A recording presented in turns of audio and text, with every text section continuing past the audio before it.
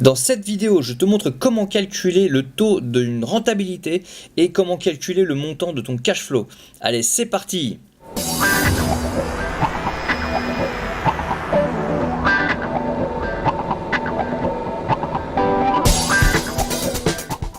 Salut à toutes et à tous, c'est Seb, j'espère que vous allez bien, moi ça va tranquille.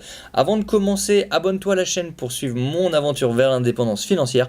Mets-moi un gros pouce bleu sous la vidéo si le contenu te plaît et n'hésite pas à aller chercher les petits cadeaux qui sont dans la barre de description.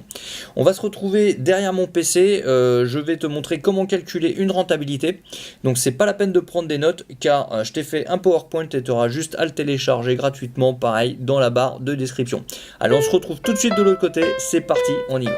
Bien, donc de retour derrière le PC, on est parti pour calculer un taux de rentabilité. Alors, comment on fait? Il va y avoir déjà trois types de rentabilité à calculer. Donc, premièrement, nous allons avoir la rentabilité brute, la rentabilité nette et la rentabilité net. Et on va voir tout de suite comment on fait ça. Alors, il y a déjà, pour pouvoir calculer une rentabilité, que ce soit brute ou les autres, il va falloir connaître plusieurs critères. Donc déjà, forcément, le prix du bien, mais les autres frais qui va aller aussi dans le projet. Donc, les frais de notaire, les frais d'agence, éventuellement les travaux que je n'ai pas mis ici. On imagine qu'il n'y a pas de travaux, voilà, que le bien il est nickel, mais on peut les rajouter après. Et il faut connaître l'estimation du loyer aussi par la suite. Donc, le calcul il est très simple, il y a juste à calculer le loyer annuel et diviser par le prix complet de l'acquisition. Donc c'est-à-dire que on va faire 700 x 12 divisé par 100 000 plus les frais de notaire et les frais d'agence, ce qui nous donne un taux de rentabilité de 7,3%. Donc voilà, donc déjà si vous avez déjà entendu des personnes qui vous disent voilà, faut pas acheter des biens à moins de 10% brut, déjà vous voyez qu'avec ces chiffres, ce qu'on trouve très régulièrement, du moins dans ma région, eh bien déjà le projet il est pas forcément rentable, donc peut-être qu'il faut passer à autre chose. Mais on va quand même continuer de faire les calculs pour voir les rentabilités nettes et net. Alors, du coup, rentabilité net, ça veut dire net de charge. Donc là, on va reprendre le même calcul, mais on va enlever l'ensemble des charges. L'ensemble des charges, il y a quoi? Il va y avoir la taxe foncière, il va y avoir les charges de copro qui sont non récupérables, les frais divers et assurance. Donc alors, qu'est-ce que j'appelle par frais divers?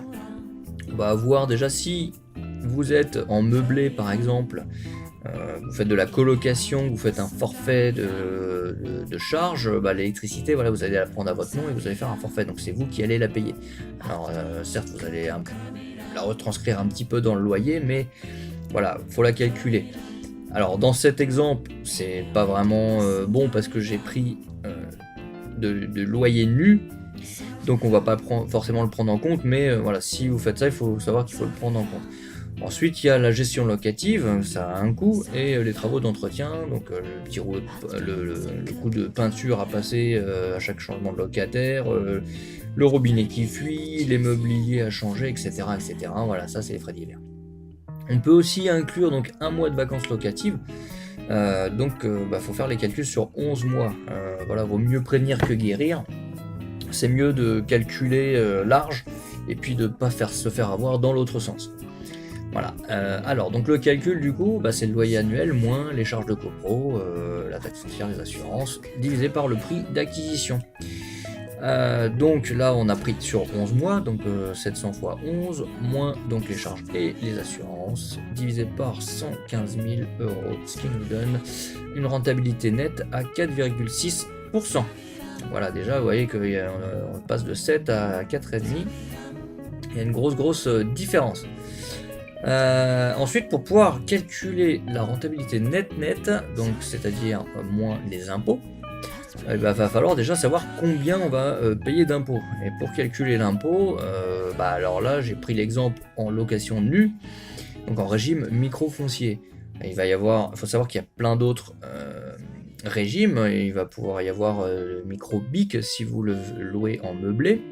Il va y avoir après en société qui vont être un impôt différent, etc. Donc là, j'ai pris un exemple très simple, c'est voilà, juste pour vous montrer un petit peu comment on calcule l'impôt en nu. Donc, il faut connaître son taux marginal d'imposition. Alors, comment on le calcule? C'est très simple, on va prendre son salaire, enfin les revenus fonciers, donc son salaire, plus les loyers qu'on perçoit déjà si on a déjà un bien immobilier.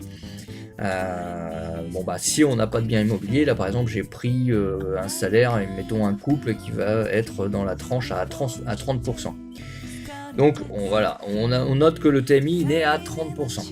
Du coup, une fois qu'on connaît sa TMI, il faut connaître le loyer. Donc le loyer moins l'abattement de 30%, vu qu'on est au régime foncier. Donc le loyer qui sera de 5 390 au lieu de 7 700 euros. Les intérêts d'emprunt. Donc les intérêts d'emprunt, moi j'ai pris là sur une base de un crédit, donc emprunter la totalité donc à 115 000 euros. Ça me fait à peu près une mensualité à 580 euros. Donc j'ai pris une moyenne, je me suis dit que les intérêts d'emprunt, on était à peu près à 250 euros par mois, donc ce qui donne 3000 euros par an. Et il faut connaître aussi les prélèvements sociaux et la CSG. Donc on est à 17,2. Alors la CSG elle est à 6,8 mais elle est déductible l'année suivante. Bon, donc pour l'instant là j'ai pris uniquement les prélèvements sociaux. Le calcul il est assez compliqué sans rajouter trop de choses. Donc voilà, juste prendre en compte ça. Du coup le calcul c'est on va partir donc la base imposable, c'est égal au loyer moins les charges déductibles moins les intérêts d'emprunt. Donc le loyer avec son abattement de 30%, donc 5390 moins 2300 moins 3000. Donc là, pardon, je me suis trompé parce que j'avais fait une couillade sur le slide. Donc là, on oublie les 2400. Le résultat, c'est 90 euros. Allez, hop, et du coup, le total d'impôt, on prend donc les 90 euros imposables. Donc on prend 30% de ces 90 euros, c'est notre taux de tranche marginale d'imposition, et on va enlever aussi les prélèvements sociaux, donc 17,2% de 90 euros, c'est 15,48 euros. Du coup, on a pour cet exemple-là 42 euros et demi à peu près d'impôts à payer. Donc là c'est pas énorme, donc on va pas voir une rentabilité nette et on va pas voir une grosse différence entre la rentabilité nette et net cette fois-ci. Maintenant qu'on a le montant de l'impôt, on peut calculer la rentabilité net. Donc c'est le loyer moins les charges moins les impôts divisé par le prix d'acquisition. C'est égal à la rentabilité net, et là on est à peu près à la même chose que tout à l'heure, comme je vous le disais dans le slide précédent. Donc une fois qu'on a calculé la rentabilité net, vous allez me dire c'est bien gentil tout ça, mais combien d'argent il nous reste dans notre poche à la fin du mois? Et donc là on va calculer le cash flow, qui est donc le flux de trésorerie. Donc alors on a l'emprunt total, donc là j'ai pas mis d'apport, j'ai simplifié les calculs, donc 115 000 euros d'emprunt, durée de 20 ans, un taux de 2%, voilà, j'ai pas mis l'assurance non plus, donc on a une mensualité environ de 580 euros. Donc pour calculer le cash flow brut, c'est super simple, on prend le loyer moins la mensualité, ce qui nous donne 7700 euros moins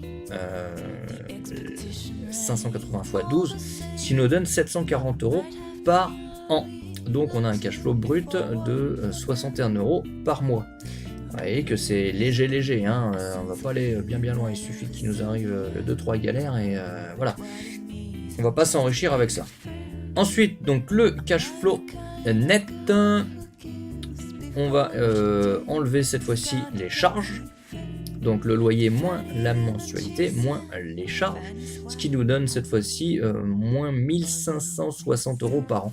Du coup, il va falloir un effort financier de 130 euros par mois. Vous voyez, donc là, la bonne affaire tout de suite, elle est à discuter. Et du coup, là on va faire le cash flow net à laquelle on va enlever les quelques euros qui manquent, donc les 42 euros d'impôts. Et du coup, par mois, ça nous fait un cash flow négatif de 133,50 euros. Donc tous les mois, il va falloir rajouter 133,50 euros pour pouvoir financer ce bien.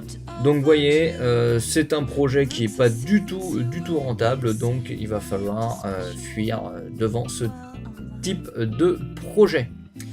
Donc comme tu as pu voir, ce projet il n'est pas du tout rentable, donc c'est ce qu'on va retrouver la plupart du temps. Et bien si tu retrouves souvent ce genre de choses, tu fuis complètement. Ou alors tu négocies le prix comme un malade, mais là même en négociant très fort, ça reste pas très rentable. Donc cette vidéo est terminée. Si elle t'a plu, mets un like, abonne-toi à la chaîne. Je te remercie d'avoir regardé jusqu'à la fin et n'oublie pas que si tu veux récupérer le PowerPoint, tu le télécharges dans la barre de description.